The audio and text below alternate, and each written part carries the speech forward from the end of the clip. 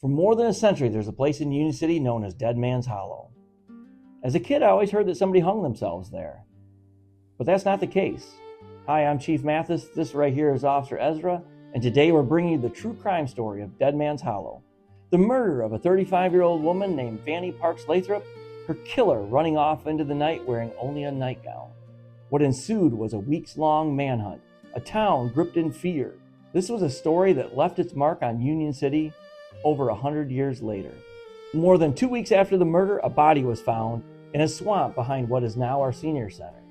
That swamp, since that time, has been known as Dead Man's Hollow.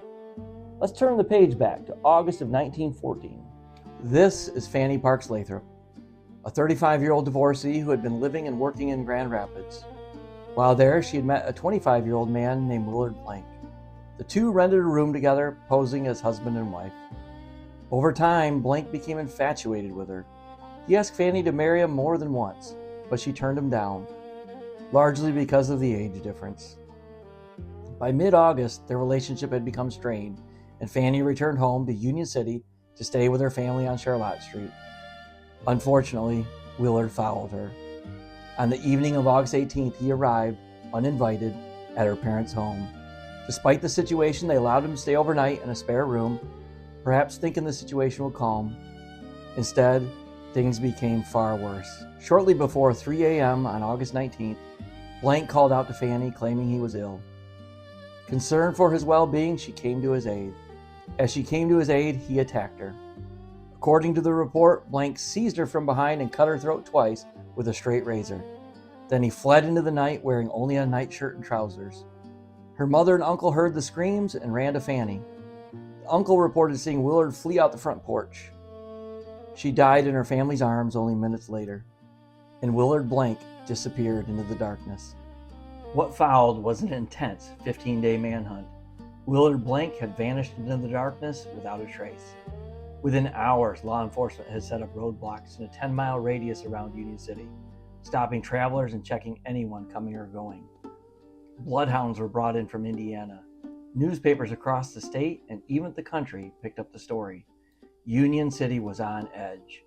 People were frightened of an unstable, desperate man hiding somewhere close by. Every suspicious noise, every broken fence, every missing chicken became a possible Willard sighting. Farmers checked their fields at dusk, worried he might be sleeping in their haylofts or barns. When Fanny was laid to rest a few days later, newspaper accounts said mourners stood by her open grave, looking over their shoulder, fearful he might be watching from a tree line.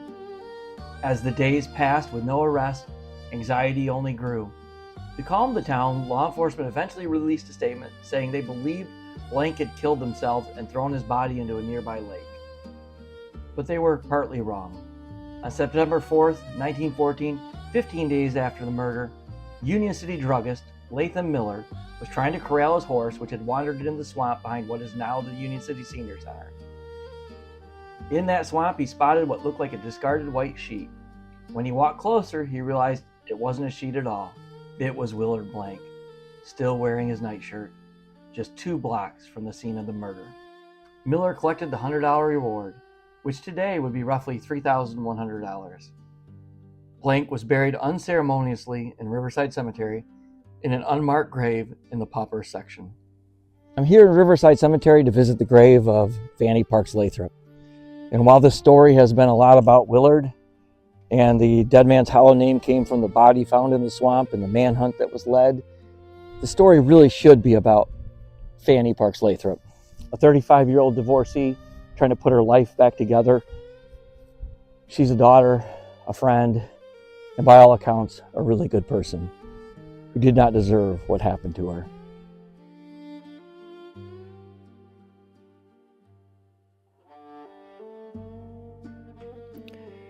Thank you for watching, and if you'd like to see more true crime content from the case files of the Union City Police Department, be sure to give us a comment or let us know. Appreciate it. Thank you, and have a good day.